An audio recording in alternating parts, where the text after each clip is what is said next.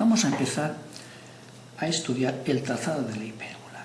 Para el estudio de esta cónica nos basaremos en el estudio que hemos realizado de la elipse, de forma que si tenemos alguna duda siempre podremos recurrir a dicho estudio para resolver. Vamos a empezar el estudio de la hipérbola con esta primera definición. Es el lugar geométrico de los puntos del plano cuya diferencia de distancias a dos puntos fijos llamados focos es constante. Veamos, a partir de esta definición sabemos que una hipérbola la definimos si conocemos los focos, que son los puntos fijos, f', y un punto de la misma, llamémosle punto P. Por la definición, la distancia que hay de P a F menos la distancia que hay de P a F' tiene que ser constante. Aquí tenemos los radios vectores cuya diferencia de distancias tiene que ser la constante de la hipérbola. Ya sabemos que por el estudio que hemos hecho de la hipérbola como sección plana de una superficie cónica, la recta f', es un eje de simetría de la misma, al que llamaremos eje focal. Llamémosle eje X. Y ahora vamos a determinar la constante de dicha hipérbola. Fijémonos si sobre una recta llevamos la distancia que hay, llevamos el radio vector PF. Aquí tenemos distancia que hay de P a F, radio vector PF. Y ahora le quitamos la distancia que hay de P a F', que es el otro radio vector, imaginemos PF', la distancia, la diferencia de distancias, en este caso aquí la tenemos, esta distancia será la constante de la hipérbola. Acotémosla. Vemos aquí tenemos PF, que hemos dicho que será un radio vector, llamémosle R, y PF'. El otro radio vector R', la diferencia de estos radios vectores, nos da la constante. Esta distancia es la constante de la hipérbola. A partir de aquí ya conocemos el método para definir la curva por puntos. A partir de dos radios vectores, R y R', vamos a poder obtener 4 puntos que unidos van a determinar un rectángulo.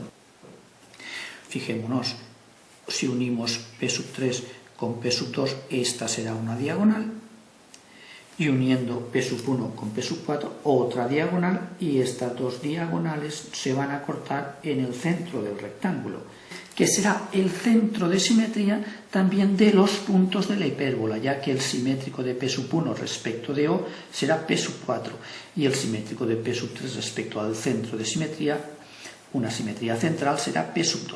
Y si trazamos por O ahora un eje paralelo a los lados del rectángulo P1, P2, P3, P4, aquí tendremos el otro eje de simetría de la hipérbola. Si ahora quisiéramos dibujar la hipérbola por puntos, vemos que lo que tendremos que establecer son distancias de Q a F. Esta será QF, y aquí tendremos la distancia que hay de Q a F', que es el otro foco. Esta diferencia de distancias tiene que ser igual a K, ¿verdad? Bien, por este procedimiento vamos a obtener tantos puntos de la hipérbola como queramos. Dibujando este triángulo vamos a obtener el punto Q, que pertenecerá a la hipérbola, y los simétricos de él, que determinará un rectángulo cuyos vértices están en la cónica. 4 puntos más que pertenecen a la curva. De esta forma dibujaremos la curva por puntos. Veremos, ya sabemos que la hipérbola es una curva que tiene 2 puntos impropios, por lo tanto tiene 2 ramas. Esta sería una rama de dicha curva, y la simétrica con respecto del eje Y, que sería esta otra. Fijémonos que, como es simétrica, los puntos donde la curva corta al eje X, a este va a ser el eje focal A' será el eje focal de la misma. A partir de aquí, veamos cómo podemos determinar el valor K de la constante de dicha hipérbola. Fijémonos, si A y A' son puntos de la hipérbola, tienen que cumplir la propiedad de todos los puntos de la hipérbola que hemos definido como lugar geométrico. Y diremos que la distancia que hay de A a F' menos la distancia que hay de A a F será igual a K. De la misma forma diremos que la distancia que hay de A' a F menos la distancia que hay de A' a F' también tiene que ser igual a la constante. Si ahora sumamos miembro a miembro, vemos que el segundo término será 2K y el primer término AF' menos A'F', AF' menos A'F', esto será A', y aquí A más A'F, A'F menos A'F', es decir, más A'. Luego vemos que de aquí también vemos que la constante A' es igual a K. Y esto, a esta distancia, también la llamaremos 2A. De lo visto, tendremos el eje focal es A' y le llamamos 2A y es igual, hemos dicho, a la constante de la hipérbola. Y tenemos la distancia focal que hemos llamado F' y a esta distancia focal la vamos a llamar 2C. Sigamos el estudio de la hipérbola a partir de esta segunda definición. Es el lugar geométrico de los puntos del plano cuya razón de distancias a un punto fijo llamado foco y a una recta fija llamada directriz es constante. Ya vimos que esta constante es epsilon y es la excentricidad. Fijémonos, si trazáramos dicha directriz, será perpendicular al eje focal. Esta sería, vamos a llamarla a esta directriz de prima, sabemos que habrá una simétrica a ella y ya la estudiamos como la sección plana de una superficie cónica. Bien, pues esta distancia que hay de P1 a la directriz, vamos a llamarla este punto M, esta constante que es la excentricidad es la razón de distancias entre P1F' y P1M. Que efectivamente si dibujáramos la otra directriz tendrá que ser simétrica, este ángulo 90 grados, y también tendría que ser la distancia que hay de P1 a F partido por la distancia que hay de P1 a este punto de aquí, llamémosle N.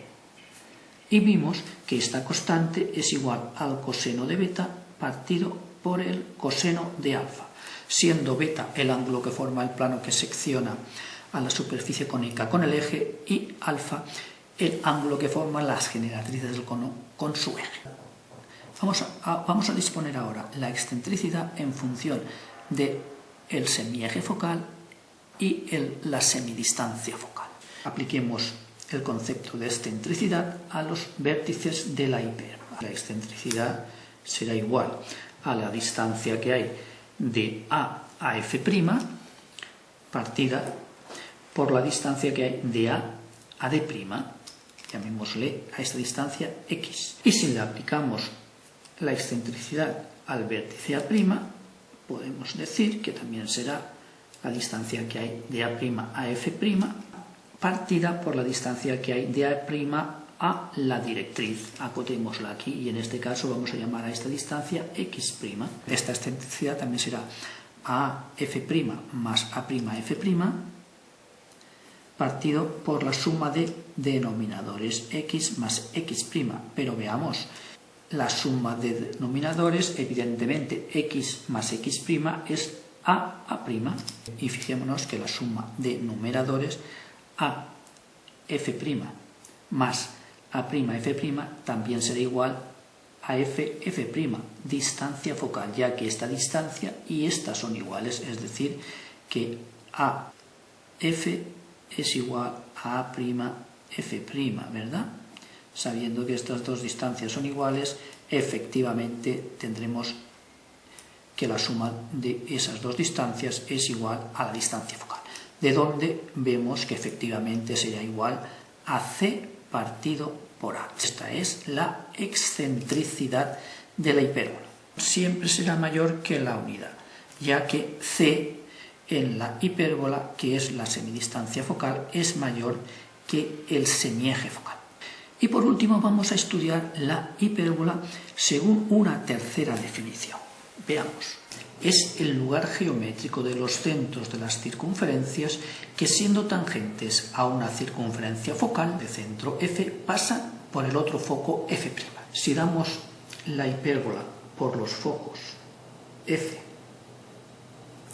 y f' y el punto P1, que vamos a llamarle aquí punto P, siendo los radios vectores los que ya conocemos, tenemos efectivamente definida la hipérbola.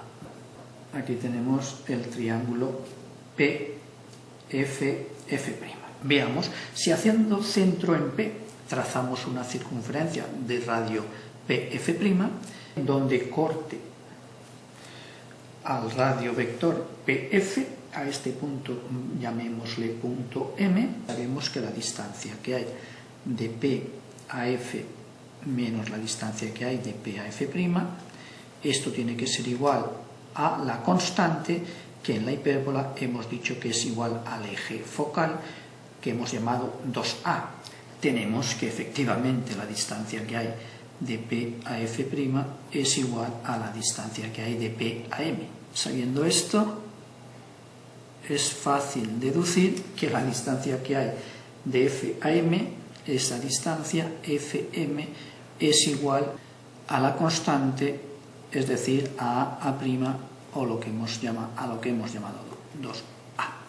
Fijémonos, pues si ahora con centro en F y radio Fm trazamos una circunferencia, será tangente a la que hemos trazado con centro en P y radio R', pues a esta circunferencia que hemos dibujado, a esta circunferencia se le llama circunferencia focal.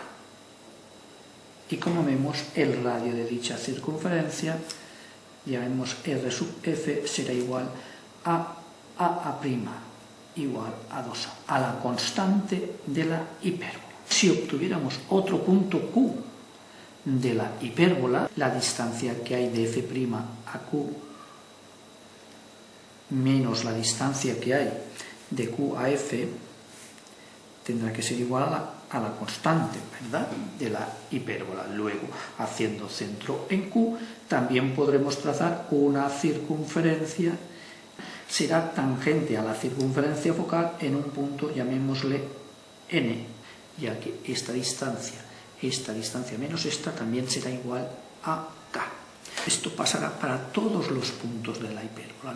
Bien, pues este lugar geométrico que acabamos de ver nos va a permitir determinar puntos de intersección de una recta con la hipérbola y también trazar la tangente a la hipérbola por un punto. Esta sería la recta sección S a una hipérbola, ya que pasa por los puntos P y Q. Fijémonos que de esta tercera definición de la hipérbola como lugar geométrico nos va a permitir, en primer lugar, determinar los puntos de intersección de una recta con la hipérbola y, en segundo lugar, trazar la recta tangente a la hipérbola por un punto de la misma. Este estudio ya lo hemos realizado en la elipse y ya hemos dicho que nuestra referencia va a ser dicho estudio, ¿verdad? Por analogía lo veremos en la hipérbola.